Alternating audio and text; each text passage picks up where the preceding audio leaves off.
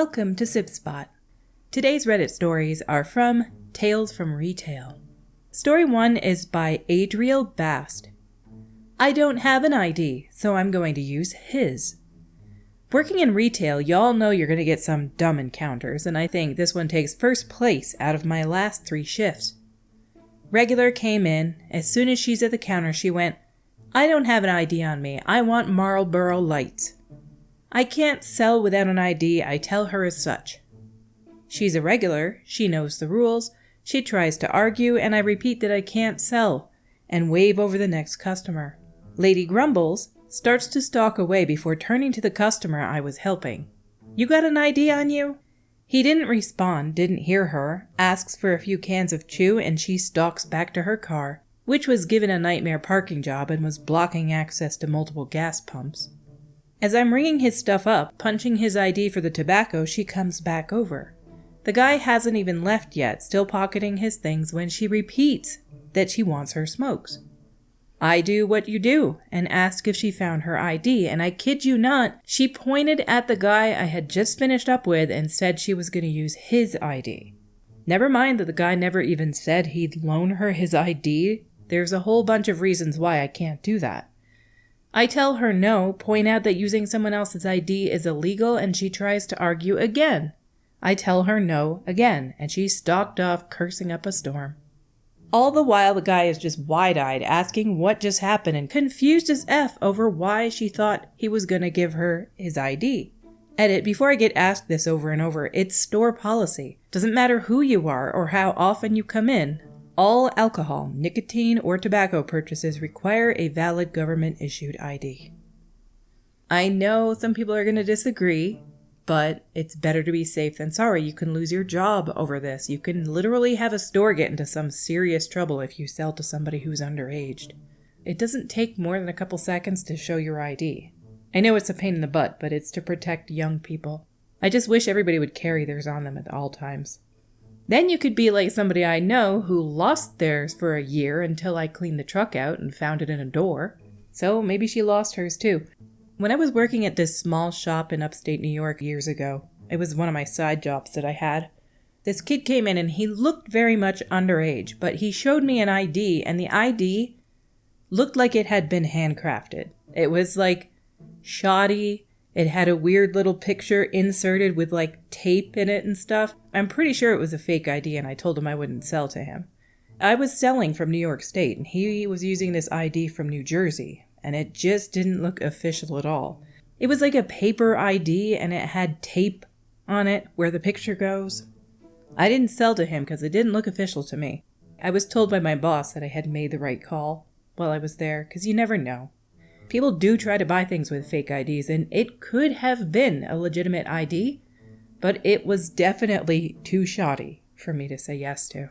Down in the comments was a humorous exchange that I had to share by I Esther Wellwit. How is it that people are driving around without ID? Underneath that by Sooner PGH. Half of them, probably more, drive without an IQ too, but that's none of my business. Our next story today is by Lord Nikolai. Customer tries to apologize for being a Karen, but I refuse to accept it. This happened a few years ago. At the time, my store offered 1-hour photo processing, and I was the head photo tech in our lab.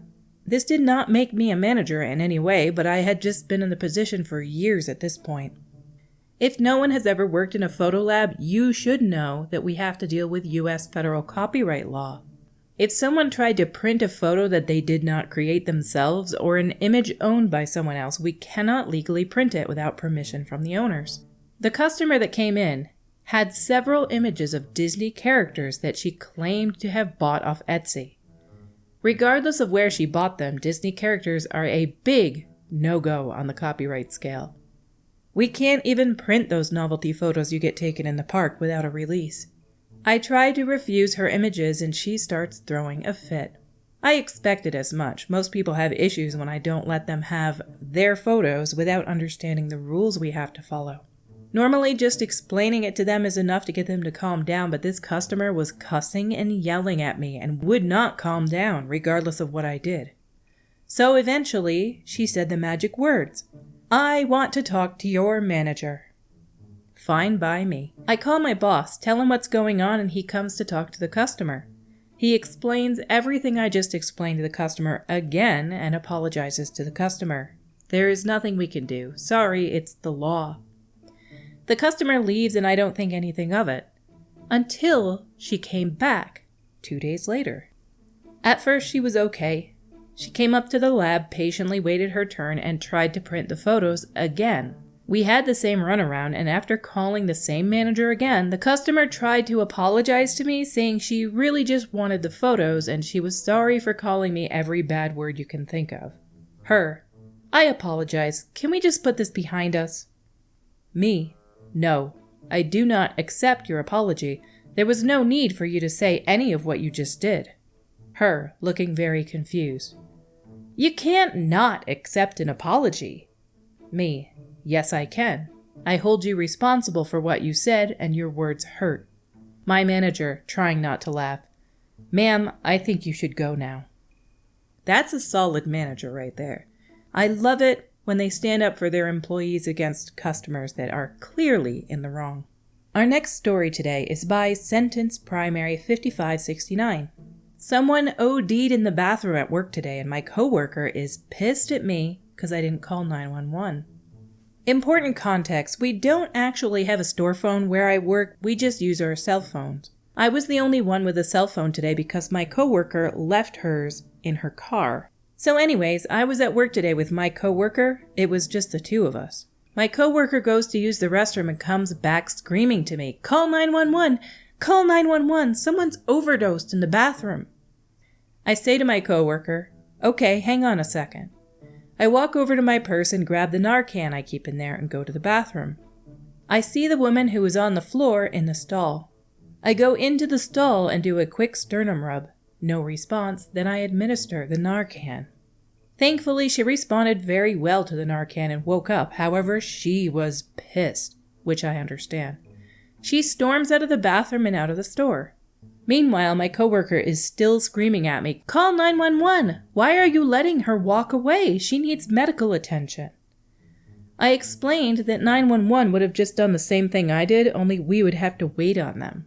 Also, there's nothing else left to do. She's already left the building. So now my coworker is pissed off at me for not calling 911. I think she wants to report me to our manager for not calling 911 when there was a medical emergency. I'm so stressed about this now and can't get it out of my head. I'm worried she's going to tell her boss what happened and that our boss will side with her. Edit. Also, anyone asking, I gave her 2 doses. I would not feel okay just giving her 1 dose. After the 2nd dose is when she got up and was pissed off and stormed away. I've never been around people who do hard drugs and I've never seen somebody overdose. In this situation, I would be calling 911 because I would not know what to do. I've never done it. I would definitely be calling 911. There's 2 sides to this, in my opinion. On the one end, you potentially saved someone's life, even if they were angry about it. Maybe you did the right thing here. Maybe you did everything by the book, so to speak. But what if this woman was having some other issue and you weren't positive that it was an overdose at all? What if she had a heart attack and she was on the floor due to that or something? I mean, there must have been like drug paraphernalia around or something that indicated that she was having an overdose. I don't know, I wasn't there, but it's dangerous to do that because you could actually hurt somebody without meaning to as well. I would be calling 911, let them handle it. But who knows, on my watch, the person may not have survived because I'd be waiting for the professionals to do their thing. Down in the comments was a small exchange that pretty much summed up what I think as well. By Mystical God Ben. Info: how long have you been a doctor in this specialty? Underneath that, by Dr. Irrelevant. There's literally public trainings on Narcan use in areas where there's a prominent opioid problem. Seems like maybe you're lucky enough not to live in one of those areas. Under that, by Mystic God Ben. This is such a nice reply. I more meant she should always call 911. Even with Narcan, there was no way to know if the person did in fact pass out due to overdose or some other medical emergency. It's important to call a medical professional and let them decide, if for no other reason than liability. She is possibly in danger of losing her job for this. If this happened in the States, the family would have the right to sue the company for improper policy surrounding medical emergencies, and she risks being sued herself for negligence. Part of the training also includes the fact that you should always contact 911, even if the person says no and or leaves. And then someone underneath that, named Yoon of York, brought up a pretty good point. So a person choking in a restaurant should be left to choke while 911 is called when a member or staff with CPR training is present who can give them immediate assistance? Maybe the CPR staffer is the only one with a phone and it's the same scenario. If the person had stayed around or not wanted to leave, that's when you call for an ambulance, after the immediate danger is over. This is true. And that being said, the guy before this, Mystic God Ben, brought up a good point. I do wonder what the store policy is for this place. Like, does the manager expect them not to intervene when there's a medical emergency because they could hurt somebody?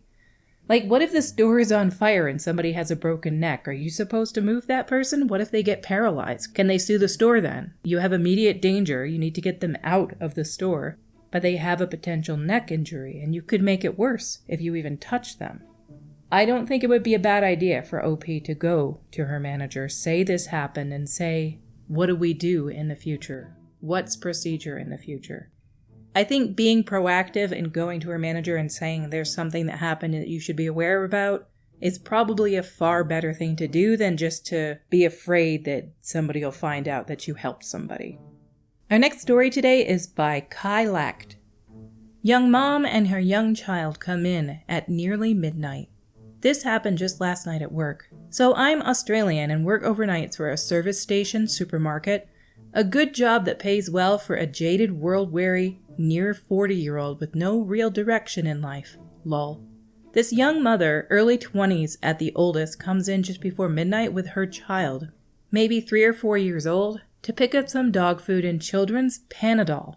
Explains why the kid is awake so late and a little bit sooky and sad looking. They come up to the counter and she pays for her purchases, and her son holds up his stuffed Pikachu toy and says, "Chew, chew," in the sad tone kids usually use when they aren't feeling well. I look down at him and just go, "Pika Pika?"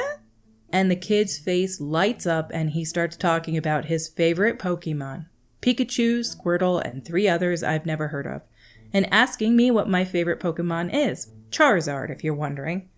Also really haven't played since Generation 3, hence my ignorance about his other favorites. And it just made my night seeing this poor kid who wasn't feeling well perk right up about Pokemon. Even got a smile and a thank you from the mom for listening to him talk about Pokemon for a minute.